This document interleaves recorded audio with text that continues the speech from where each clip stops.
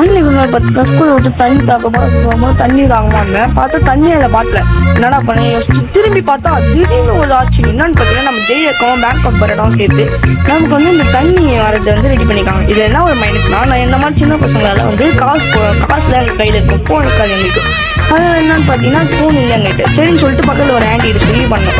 பார்த்தா தண்ணியை வரல. என்னன்னு பார்த்தா ரொம்ப ரொம்ப பொறுமையாக வருது.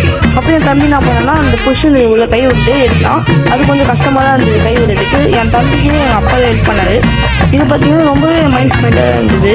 அதுக்கடுத்து எடுத்தோம் தண்ணியை. பார்த்தா தண்ணி நல்லா ஜில்லுன்னு இருக்கு. சரி தண்ணி தகவல ஒரு எது வேணாலும் பார்க்கல, நல்லா குடிச்சிட்டேன். தண்ணி நல்லா ஜில்லுன்னு இருந்துச்சு. அதுக்கடுத்து என் தம்பி கொடுறா நான் குடிச்சு பார்க்குறேன்னு சொல்லிட்டு கேட்டான். அவனும் குடித்தான். தண்ணி வந்து செம்ம ஜில்லுன்னு இருக்குன்னு தான் குடிச்சு பார்த்து. அப்புறம் நாங்கள் எங்களுக்கு தெரிஞ்சது வந்து இங்கிலீஷில் இதை வந்து பார்த்தாங்க. அவங்களுக்கு வந்து சரியாக எப்படி ஆப்ரேட் பண்ண சொல்லிட்டு தெரியல. அதான் என் தம்பி வந்து அவங்களுக்கு சொல்லி கொடுத்துருந்தான். அதுக்கடுத்து பார்த்தீங்கன்னா அவங்களும் வந்து தண்ணி வாங்கிக்கிட்டாங்க. இது கரெக்டாக இந்த லொக்கேஷன் வந்து எங்கே இருக்குன்னு பார்த்தீங்கன்னா நம்ம தாம்பரம் பஸ் ஸ்டாண்ட் இருக்குது பார்த்தீங்களா, அங்கே தான் இருக்குது இந்த மாதிரி. இது இங்கே ஒன்று இருக்குது, இங்கே ஒன்று இருக்குது, மொத்தம் 2 இருக்குது. இங்கே